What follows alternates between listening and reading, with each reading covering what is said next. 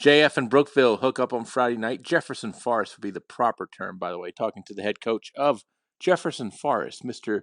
JT Cruz. I don't want to give out your first and middle name because then we can get I was embarrassed. gonna say you went with the initials for JF, and then you went with the Jefferson Forest, and I was worried you were gonna do the same thing for me, man. I'm JT. Try, I need to go any deeper than that. try to be proper. Try to be proper. Quick question for you, and I've never asked you this before. How have you kept the traditions of Jefferson Forest, even though you're not an alum? You were pretty much I don't want to say a stranger to the program, but I mean, it's not like you had ever had any relationship with them before you became the head coach. How do you keep the traditions? Oh well, I think one of the things I did going into JF when I first got that job was like I wanted to talk to everybody, right? Everybody that was affiliated with the program, from the current players to the current coaches, everybody, and hey, what are the things that we like about JF that we want to keep? And I'd say, one of the bigger pieces of that is I have a coach on my staff, Jason Ayers, who's my head JV coach, who's a JF alum. He was on one of those really, really good Coach Christmas teams. I want to say maybe 2014, where they were 12-1 or something like that. So he's got some deep JF roots, and so having a guy like that on staff who's been there. I have another coach, Kenneth Herndon, who's been there for a long time, Yep. right? Again, been around JF, played for JF on some of those state title teams. I mean, so like having guys like that have deep roots to JF, I think really helps keep the traditions alive there. Yeah, it's weird because if you think of EC Glass, you see all the quote unquote old, and you were there. I mean, the Yeah. old timers with the blue that have been there, ever since Moses was a boy. Brookville, same thing. You see a lot of old hats at JF. How far do you really want to go back? Because you talk about heirs, but that's within this century.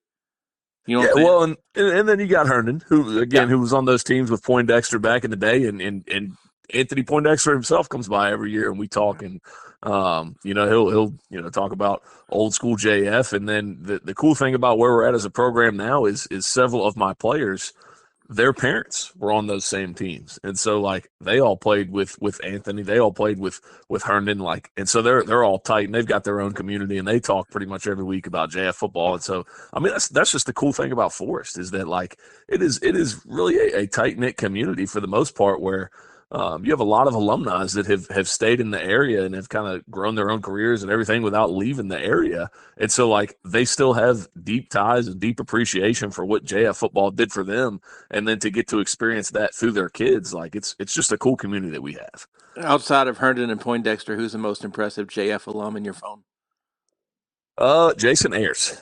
Okay. No question. Okay. No question. Again, because I get to see it every day, man. I get to see every day what he does with our JV football program, which, like, I cannot overstate how important that is to any high school football program. Like how your JV program is managed, like that has as much to do with your success as anything else. And to have a guy like that, who again is a JF alumni, Right. right? So like he knows what JF's all about, and then the quality of character that he brings to the table every single day, and that he instills in those kids, the football knowledge that he has, the nitty gritty of the techniques and everything that he's teaching them. Like it is phenomenal for our program to have a guy like Jason Ayers who can lead our JV football team and have the success that he's had on that level too. I mean, they've lost one game in the past 3 years. Like that's incredible in and of its own right. I should have left him off the list since he's a current coach too. Outside of Herndon, Ayers, and Poindexter, the most impressive JF alum that you have in your phone. I mean, so this is a name that a lot of people may not know, but I know him pretty well because I recruited him when I was at Christopher Newport University, and then I coached him when I was at CNU. And that's Sean Birch. Sean Birch was a safety at JF. He played tight end in the wishbone under Coach Christmas, and then had a chance to coach him when I was at CNU. I think it was only a year before I left there, so I had him as a freshman. But he was a good player for us as a freshman. Played on special teams, traveled to every game, and so like it was cool to kind of have. I knew him from the area, right? Because I was a Lynchburg guy, and so obviously I knew JF. And then when I got the JF job, he was one of the first people that called me and was like fired up about it. He was like, "Oh Right. my god, like this is awesome," So it was cool to have that connection. And Sean Birch, really good player in his own right. We have a record board. Mm-hmm. Up in our weight room that has some different things on there, like bench squat cleans, and then it has 40 pro agility, vertical jump, and like we're trying to make it a historic thing. A lot of those numbers, unfortunately, have like been lost to the sands of time, right? And so like it does not go all the way back to like the 1970s or even the 90s or anything like that. Like our top spot right now on the board is one of the guys that we have in our program who squatted 500 pounds. I'm like, I'm sure there was somebody that came through JF at one point that probably squatted more than that. We don't have the record of it though. But one of the cool things is Sean Birch is on that board still for his pro agility. So there you go. There's a notable alumni, still has a program record in my phone. Dang, I should have said like outside of football players, the most famous announcer that went to JF in your phone. Maybe I could get on the list eventually. I feel like you're really reaching for something there, Bob, and it's unbecoming of you to toot your own horn, man. Dude, there's got to be somebody that's in your phone that's got the initials BA that's much more famous Bob than me, Alvis. too. No. Bob Alvis. There's one of the best JF alums, and I'm fired up to be talking to him right now. There's some like Bailey Adcock out there, somebody somewhere that's got it. I had told some people earlier today, and we talked about this. JT Cruz does not forget, and I don't want to say there was bad blood a while back with Brookville, but we all know something happened that you didn't really care for, but that's over and done with. You talking about my first year here? Onside Kick Fest. Yeah, it was one of those that, like, COVID was a crazy time in and of itself, right? And so, like, to step in as a first-year head coach and have to deal with we weren't in the thick of COVID. I feel like that spring season was like that was the thick of COVID, but we were coming off of it. We were playing in the fall. We still had to deal with contact tracing and quarantine. Like we were still wearing masks in school and all that stuff. So we played Brookville. I'm pretty sure we played them coming off of a bye, but the unfortunate part of that was we weren't able to practice. I want to say that whole week, and then maybe even until Tuesday. Like we were playing Brookville that Friday, just due to some things with contact tracing and different things that everybody had to deal with throughout COVID, right? So first year head coach, not able to be with my team for over a week, and then we played Brookville on Friday, and it was a game early on. I want to say it was like 14-13 maybe. It was tight in the second quarter, and then really got away from us in the second half. And was the score run up a little bit? Probably. I'm sure if you ask them, they might have a different recollection of how I didn't say those words. I just said there were a lot of onside kicks back to back. Yeah, I mean, but like again, man, it's that stuff is it was a different staff. It was all different people over there. It's water under the bridge, man. I'm going to try to become as political as you are, because that was a very PC answer. In all seriousness, though, you did mention this is different staff. Guess what? There's different personnel in the field all over the place too. There are distractions maybe that are being spoken of. Has that been a concern of, hey, there's a lot of mess going on right now and we just got to focus in? I mean, we've had this conversation before, right? Like we approach our program and our team with the mantra that it is all about us, right? Like, no, I did say that earlier today. Well, that's good. That's good, man. You're picking it up. You're learning. You're learning. There you go. But I mean, it's true, man, and I feel like that's the best way that we can approach any situation. Obviously, like I feel for Brookville for what they're dealing with over there. Like you said, I'm sure it's tough to go through the constant distractions and everything that's going on with that program right now. That's not anything that we need to concern ourselves with. Like we are going to be ready to play on Friday and be the best JF football team that we can possibly be. Right? Like we want to be a better JF football team than we were last week and the week before and on and on and on. Like we want to continuously improve. And that's got nothing to do with Brookville. And that's not taking anything away from Brookville. That's just kind of our thought process on how we approach not just each week, but each day. Have you heard about this thing called the internet? I may have heard about it once or twice. It's like a series of tubes or something. Is that right? Exactly. And I mean, word travels much more now than it used to. So with all that being said, this is just another game where people are talking stuff. Yeah, I mean, it's Brookville JF, right? Like, I don't know if that's just another game, right? Like, that's a good old school rivalry, man. Let's talk about that, like every week there's going to be something, and that is kind of the nature of things these days. Right. That's different, maybe even from when I was playing, which, believe it or not, was not all that long ago. But like, I didn't really know a lot of the other players on other teams, even when I was playing in high school. Where now, like, these kids, they all know each other. Like, They all follow each other on social media. They all know what's going on with each other and kind of where they're at. And so I'm sure some of the things that's going on with Brookville's program, like, of course my kids are aware of that, right? Like, of course our players are. But ultimately, like, we're going to line up and play on Friday, and we are going to be the best JF football team that we can be. And that has nothing to do with anything going on outside of our program. Hey, random question: were camps a big thing when you were in school, like lineman camps and all this jazz? Not to the same degree that it is now.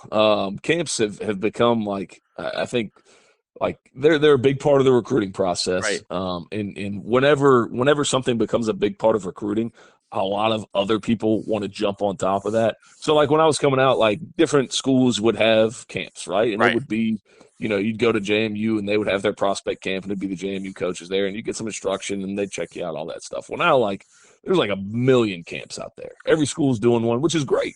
But then they have these mega camps where they have like 1,000 different schools there, and there's 1,500 kids at this camp, and like I feel like it's kind of gotten a little bit out of hand. Like, how can you really get evaluated when you're one of over 1,200 kids at a camp, right? Like, so it's difficult for players at this point because they're getting these invites to camp. Yep. And it's like, well, is this a real invite? Like, is this going to do anything for me? Because a lot of times you're talking about like you gotta hop in a car and you gotta drive like 3, 4, 5 hours on a Saturday, and on top of that, pay to enroll in the camp again just to maybe be one of 1,200 kids there, and like they're going to look at your 40 time. They're going to look at your height and weight. And like, that might be it, right? Like you'll Well, get out there and do some positional stuff, but if you ain't checking those boxes, you may not get a second look. well, my point is that's just another place that kids are gonna, get to know each other, type of thing. Yeah, yeah, So, yeah. absolutely, absolutely. Like that's a big part of it now too, 100%.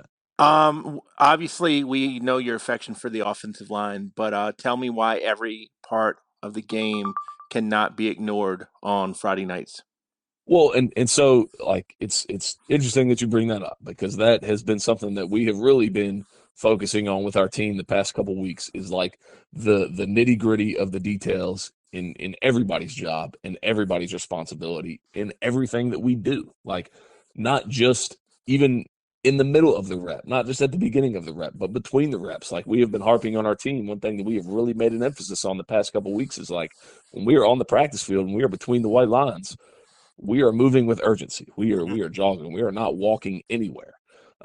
With the idea that if we instill that mindset, that will carry over to how they approach each individual rep, each individual play. Like it's all important, man. It all fits together. It all works together. There is no one guy's job on the field that is less important than anybody else's job, right? Like you may be the backside corner on defense and the run is a sweep in the opposite direction, but you better be working your butt off to hit a backside pursuit angle because if for whatever reason that ball pops, like your job is to save the touchdown. And if you take even not even the whole playoff, if you just take the first 3 steps of that playoff, well, maybe now you're not in the position that you could be to make that touchdown saving tackle. And so it's like it's just instilling that urgency, that sense of focus that every single thing that I do on the field as a player is important. It's instilling that into our kids that like it all matters, man. Every single detail matters. I can't remember if it was last week or 2 weeks ago when we talked, and you talked about missing the extra point was a big deal, and you weren't trying to throw anybody under the bus. But that has stuck in my head of even if it's a 50-point game, if we miss an extra point, that could come back to bite us if the game is 6 points. Yeah, absolutely, absolutely. And the perfect example, not necessarily because we missed an extra point, but Hmm. LCA, we went for 2 early in that game and didn't get it, and now all of a sudden we're chasing points, and we find ourselves in a game where both teams have scored 3 touchdowns, but because of how we handled those individual plays, we were down by 3. And so, like, we don't want to find ourselves in those situations. So, yeah, absolutely. Something as small as not even just like the big picture of missing the extra point, but that particular extra point that we missed, our kicker started his footwork just like a half second too early. And Hmm. like that threw off the timing of the play. And we're talking about like just a little half second. Well, like, man, that little detail in a tight ball game, like that can absolutely come back to bite you. Why is Brookville better this year than they were last? I think anytime you have a staff that has been together for the first year is going to be tough for anybody, right? Like coming in, you got to try and establish your culture, and so for them to have gone through that last year and to bring back the majority of their staff again this year, so to have that level of continuity, and then to have a full off season of their guys working together and the full off season of the weight room and everything that they do, like you're naturally going to be better because of that. Like I went through that here at JF, right? Like we made a jump from our first year to our second year just because like you have all that time together with your staff where the kids like it's not like, hey, we just got them in July and all of a Mhm. sudden we're trying to put in everything brand new. Like, no, we've had them for a whole year. We had a whole off season to instill our culture, to instill our schemes, everything. So like you're gonna see a natural jump on the field, like the on the field product with that. And I think that's what you're seeing with Brookville.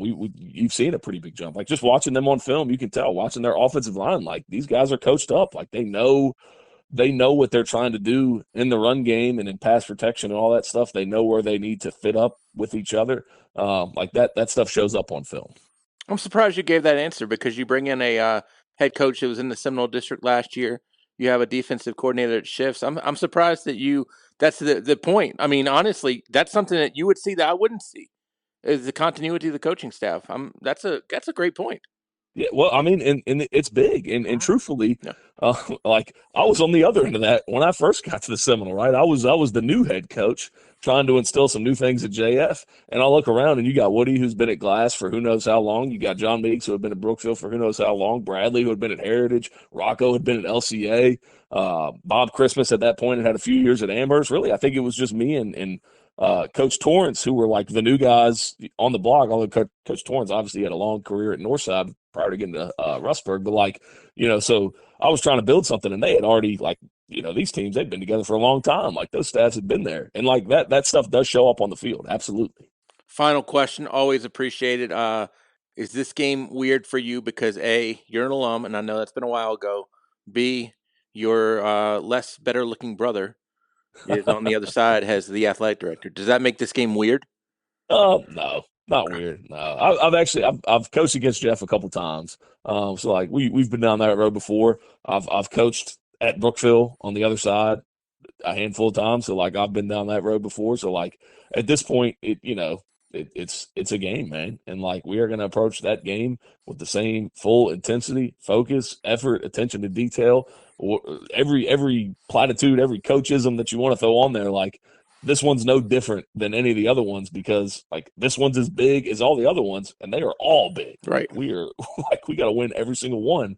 So like this one can't be bigger than any of the other ones because they're all big. Well, and Does that Jeff make said, sense? yeah, I was gonna say Jeff says he talks to me more during this time of the year, and you talk to me more during this time of year, and y'all don't talk to each other as much just because of the way life is. It's not Yeah, that y'all like don't that's like each other. no, it's just one of those things. Like you get to the fall, and his duties as an athletic director, like that's when it really starts to ramp up. Yep. And obviously, my duties as a head football coach, like it really starts to ramp up. And so, we try and find time here and there. We've really made an effort to get together at least once, maybe twice a month. My family get together with him so he can see my kids. We can all spend the time together and all that stuff. But like, Hit up man, some it's pumpkin it's hard to patches. find time. Yeah, hit up some pumpkin patches, and that's honestly sometimes the it. That's- I lied to you. One last question: is this a good game to have? Because I would say if you had a lesser game, it could be a look ahead to next week. You agree, uh, disagree? Do you even know who you play? I know you know who you play next week. I do know my schedule. The only Heritage film that I have watched is Brookville's game against Heritage, But is it and good that you have Brookville for your kids because they're not looking ahead because they have the intense rivalry with Brookville? So it's not like, with all due respect, it's not like they're playing Amherst or somebody like that to when they have one lost team right now sitting in front of them next Friday. yeah, honestly, I don't think that has really been a thing with our kids this year. And don't get me wrong, like I know what you're saying, and like that stuff does happen in football. Of course, it happens in football. Of course, it happens with teenagers in football. But truthfully, like we haven't really had that this year. Even like they're fired up to play LCA. Well, they're also fired up to play Amherst. They're fired up to play Liberty. Like when you're playing these Seminole district games, like they know the deal, man. It's the Seminole. And like if you're not up for that game, like you're gonna go out there and you're gonna get beat. Like that's the reality of Seminole football. Is like any Friday, any team is capable of beating another team. Like again, there are up cycles and down cycles for talent throughout different programs. Like I get that. I'm not naive to that. Right. But like if you don't show up, like they will beat you. Like that is the reality of it. And our kids know that. They understand that. And so to their credit, they've done a really, really good job this year of showing up to every game with like that full intensity, that full focus, attention to detail, everything we've been talking about. Like they've done a great job of that this year. Everybody, I talked to JT Cruz during the week over text and everything, and I can tell you that answer is 100% legit. It's not just he's talking to it's not just he's doing an interview and being told that, but or he's telling the guy doing the interview that. Because like I said, I mean, you hit the nail on the head. If you don't win this week, what does next week matter? And we could say Exactly. that for every week.